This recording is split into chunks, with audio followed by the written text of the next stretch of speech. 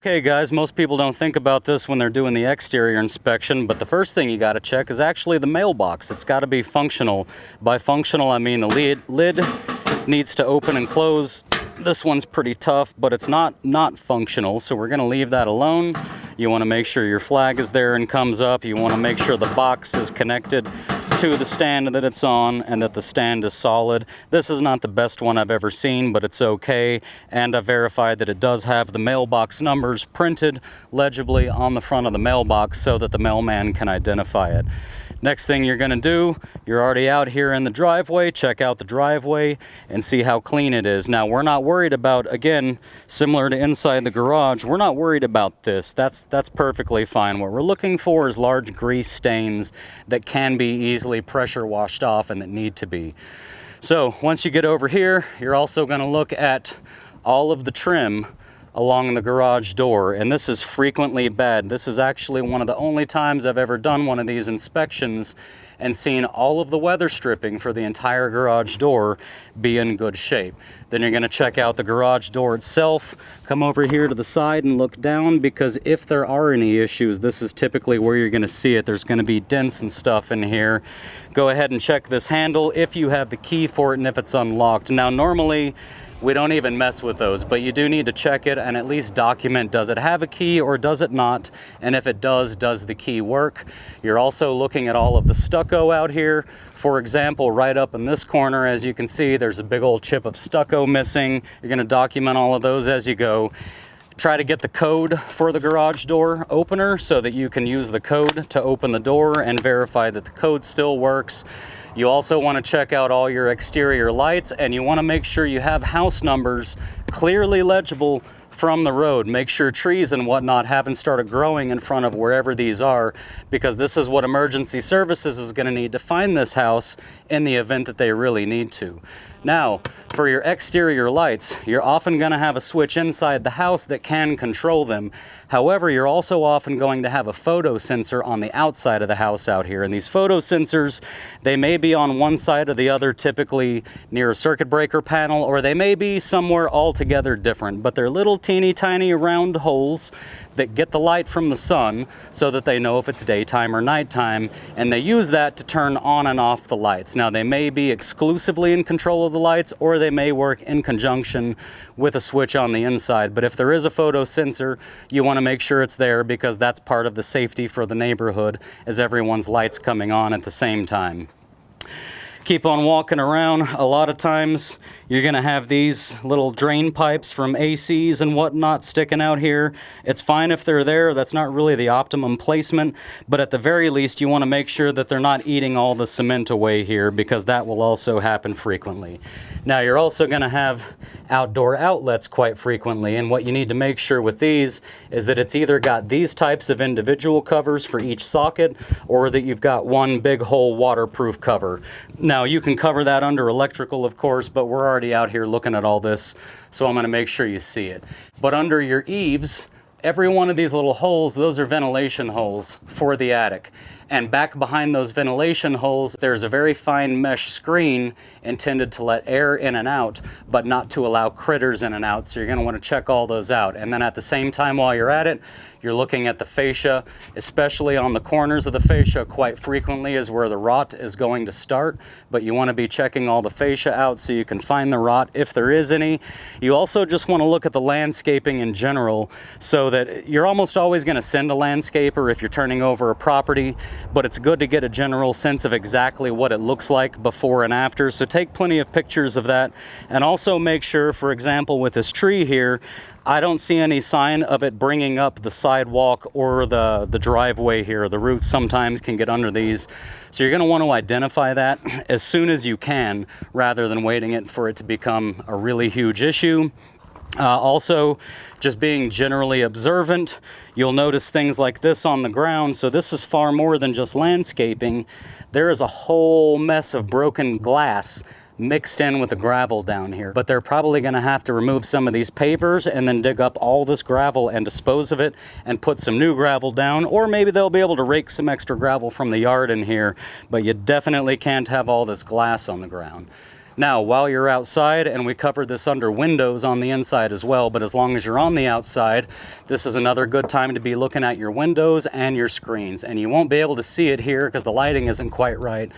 But this is a fiberglass mesh screen, and it's very old. Now, I wouldn't replace this one yet, but what I would be doing is noting when the sun is out. I just know these screens well enough because I've seen them. When the sun is out, you're going to see a lot of shiny glistening on the screen, and that's the fiberglass reflecting the sunlight. So these screens may be good now, but we are going to be prepared to replace them in the future. Also at the windows, these down here are weep holes. So when it rains really hard and the wind blows really hard, sometimes water can get up in there. When it does, you can see it from the inside of the house, but these are built with these weep holes so that the water can drain out. So make sure the weep holes exist and make sure that they don't look blocked.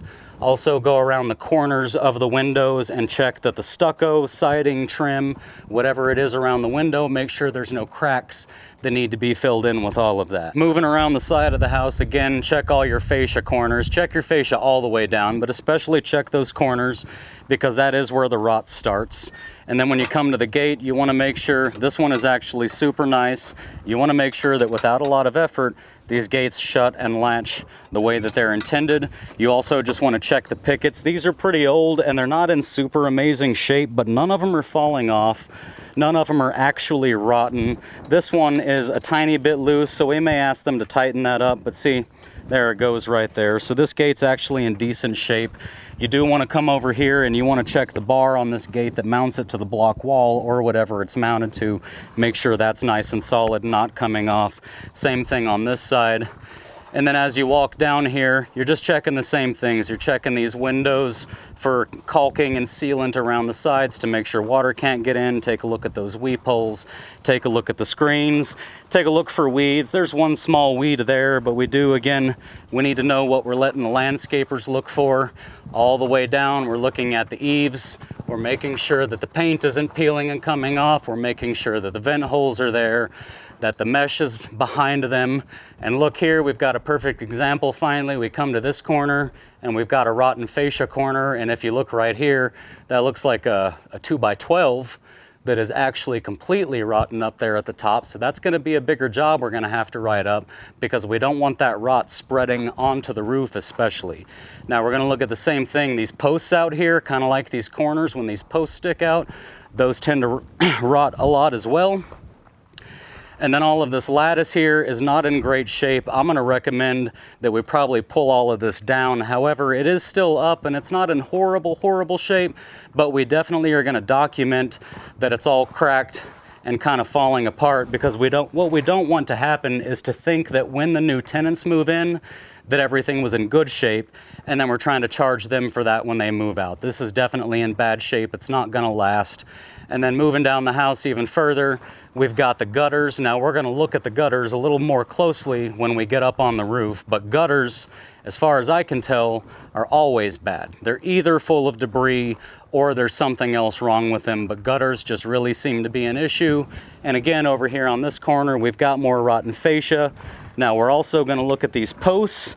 This post is pretty old and it's starting to get a lot of weathering out here, but it's still a solid post and it's not rotting. And then on the bottom of these posts, you do have to have brackets that keep the post up off of the concrete so the bottoms of the post don't rot out. You're going to find a lot of drywall on these porch ceilings. It's a horrible idea. All of the joints are always coming loose and the tape is falling out. And we've already looked at the slider doors, but this is a very obvious example here. This one is in horrible condition, the sliding screen door. And when you're checking all the lighting, don't forget to include your exterior lighting with it. Down here on the ground for the landscapers, you want to look for things like this where the actual plumbing for the landscaping for the drip irrigation is coming up.